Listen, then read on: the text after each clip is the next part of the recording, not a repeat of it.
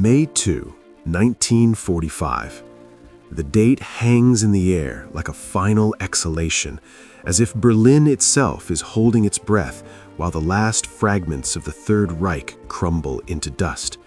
Smoke rises from the broken body of the city, curling through the ruins of what was once Adolf Hitler's empire. The echo of distant artillery fades into something stranger, an immense and unnatural silence, the kind that settles only after history has violently reshaped itself.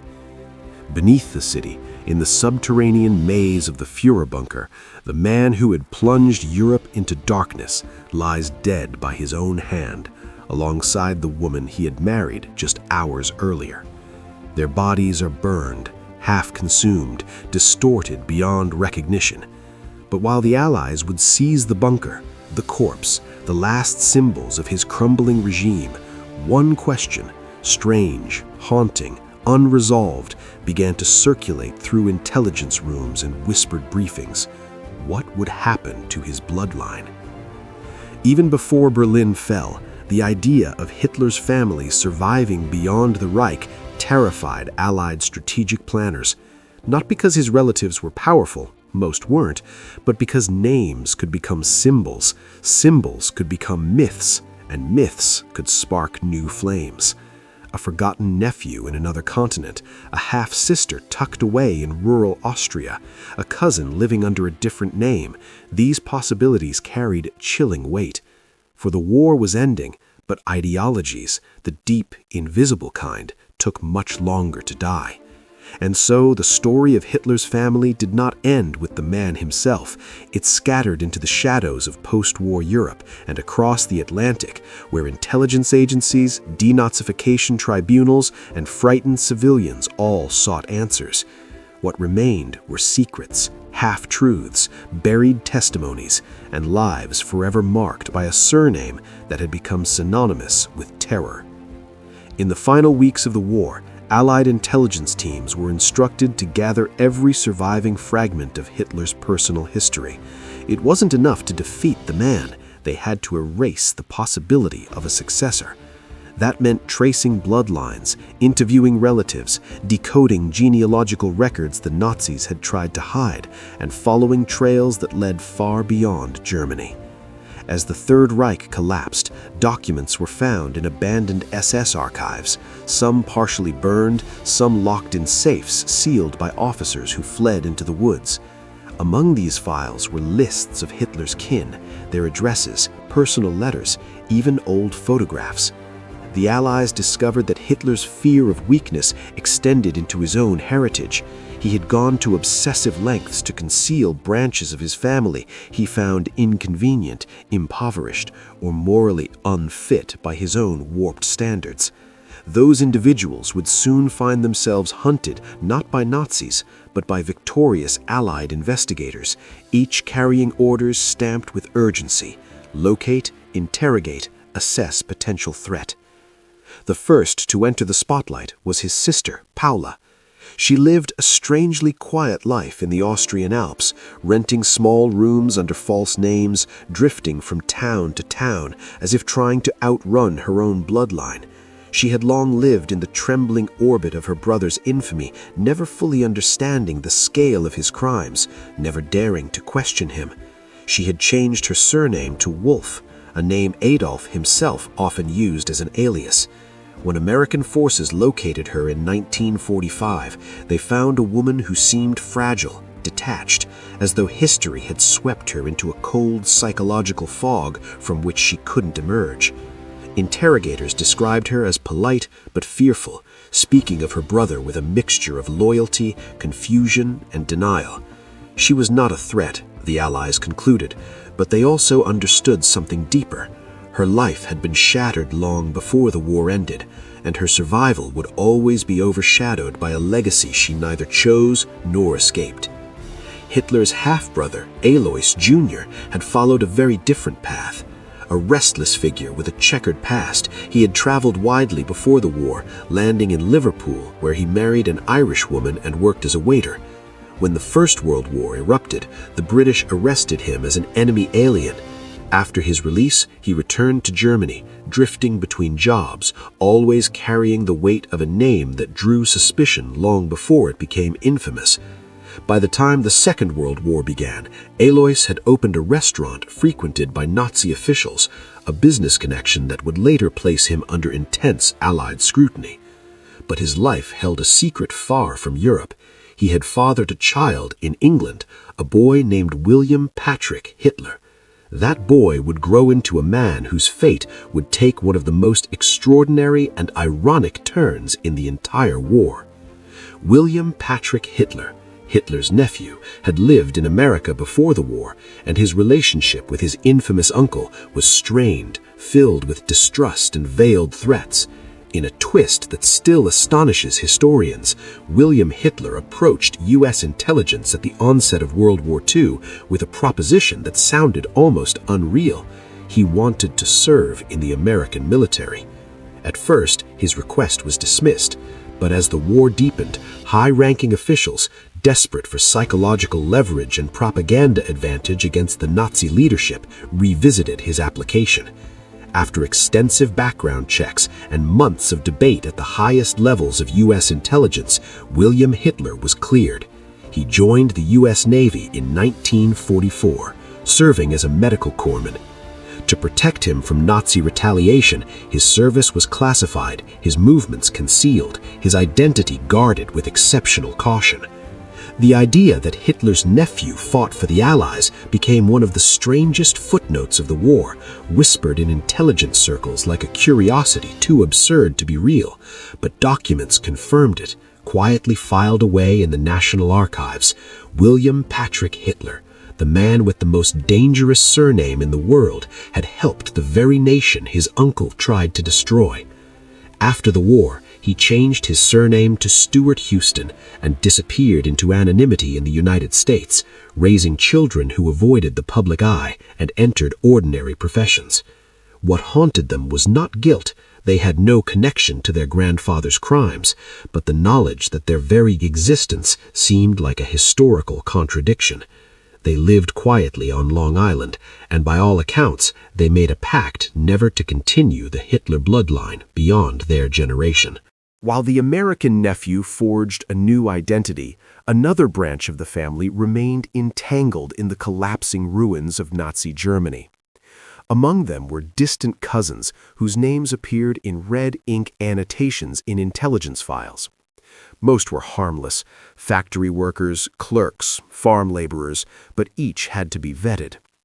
What the Allies feared most was that the Nazi belief in blood purity could mutate into a cult focused on the Führer's biological legacy. It never did, but the precautions were severe. Archives from the British SOE and American CIC detail secret interviews conducted in makeshift interrogation rooms, sometimes in dimly lit barns in Austria, sometimes in requisitioned offices still smelling of cordite and fire.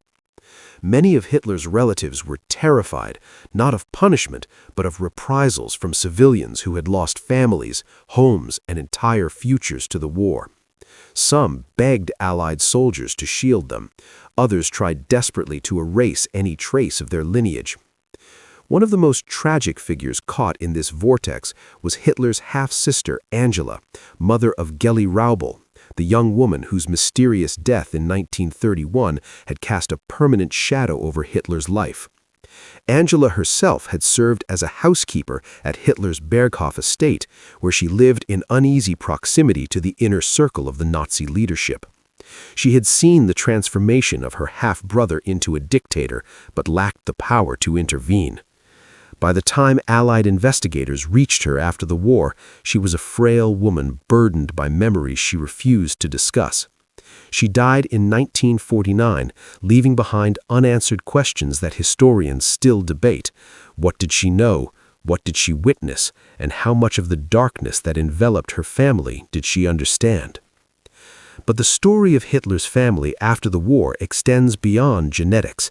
It touches the hidden operations, psychological warfare, and intelligence maneuvers that defined the final months of the conflict.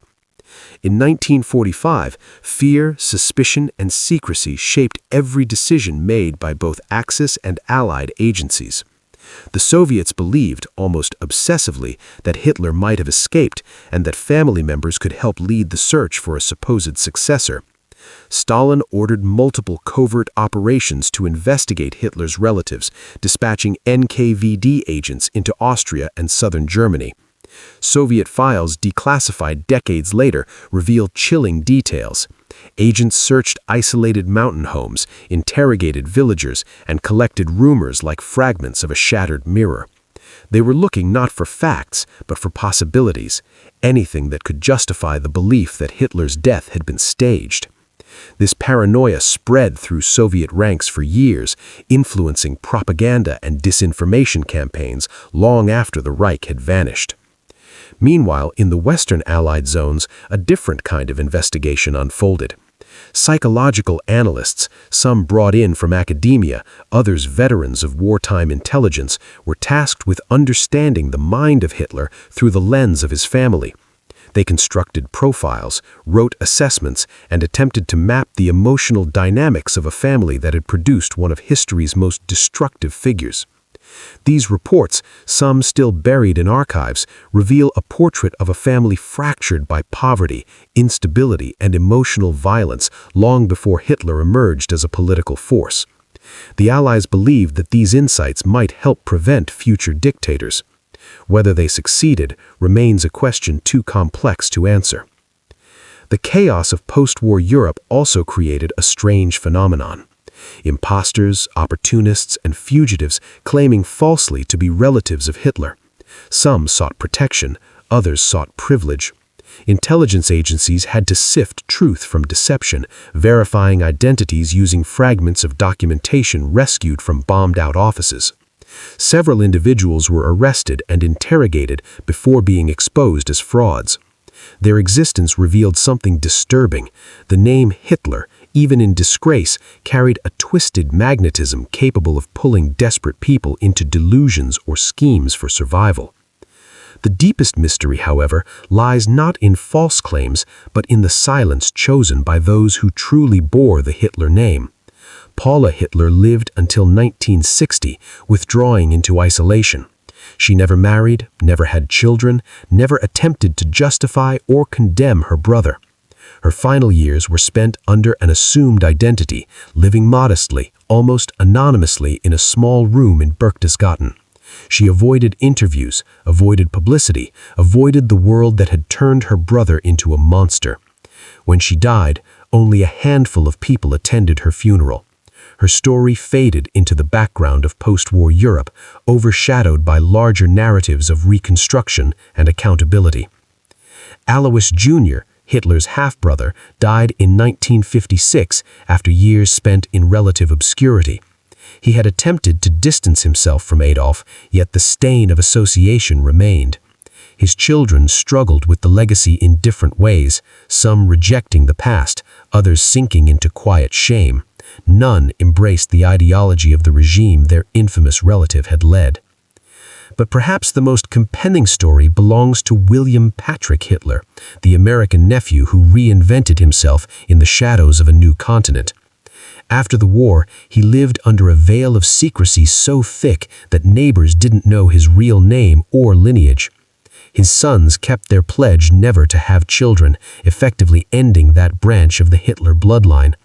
The decision wasn't forced, wasn't coerced, it was a conscious moral choice, a quiet act of defiance against the horrors their family name symbolized.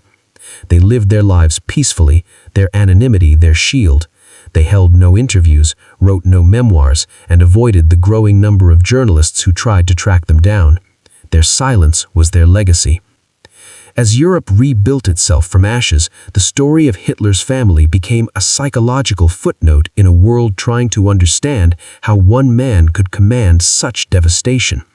War crimes trials focused on architects of violence and genocide, but the public remained morbidly curious about the dictator's surviving relatives. This curiosity persisted for decades, fueled by conspiracy theories, sensationalist books, and documentaries that often blurred truth with speculation. But the verified historical record paints a picture far less sensational than rumor suggests. Hitler's family lived quietly, withdrew from public life, and carried the burden of a name that had become synonymous with catastrophe. None sought power, none sought to revive the ideology. Most sought only to survive, to forget, to hide. But the deeper story, the shadow beneath the surface, reveals how intelligence agencies across Europe, America, and the Soviet Union continued to monitor individuals associated with the Nazi leadership long after the war ended. Surveillance files from the early Cold War show that the West feared Nazi fugitives might regroup abroad, while the Soviets feared remnants of the regime might be recruited by Western powers. In this climate of suspicion, some of Hitler's distant relatives remained on watch lists for years, even decades.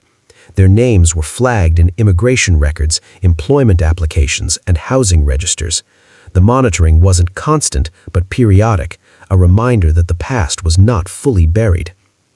The psychological dimension of their post-war lives cannot be understated.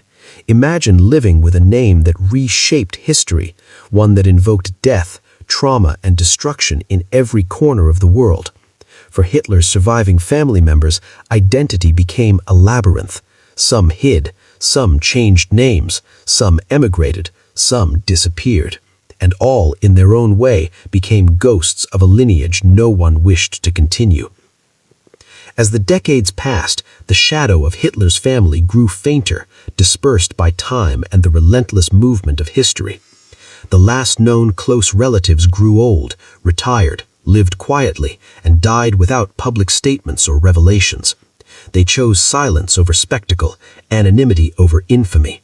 For them, the end of the war marked not liberation, but a lifelong sentence carried in the blood, a sentence they served quietly, far from cameras, far from microphones, far from the public eye that might have turned their existence into a grotesque curiosity. But the question, the haunting, unsettling question that lingers in the minds of historians is why this story still grips the imagination. Perhaps because it forces us to confront the uncomfortable truth that evil does not emerge from nowhere. It has roots, branches, and human origins. Perhaps because it challenges us to reflect on how the past shapes the present, how memories linger in the shadows long after events conclude. Or perhaps because it reminds us that the consequences of tyranny extend far beyond the tyrant himself, reaching into the lives of relatives who neither participated in nor endorsed the crimes committed in his name. When we ask what happened to Hitler's family after World War II, we uncover not just a series of fates, but a psychological landscape shaped by fear, shame, secrecy, and the heavy weight of history. Their lives became footnotes to a tragedy that reshaped the world. They lived quietly, disappeared, and allowed their lineage to fade into obscurity. The world they left behind is one still trying to understand the depths of what occurred in the war that ended on May 2, 1945, when the smoke above Berlin curled into the darkening sky, and a name that had once dominated continents began its slow descent into silence.